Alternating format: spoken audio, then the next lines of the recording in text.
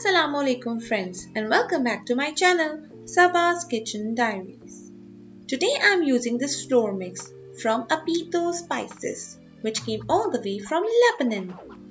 So what do you think guys I'm making today? It's chicken broast with garlic mayo sauce. Oh my guys, you don't know, it was amazingly yummy. It was extremely juicy and I was loving it. If you think it's amazing, just grab the recipe and let's begin. Gather the ingredients listed below. As you know, I'm using crispy from Abido Spices for coating, but if you do not manage to get it, just gather these ingredients and mix them all together and your flour mix will be ready.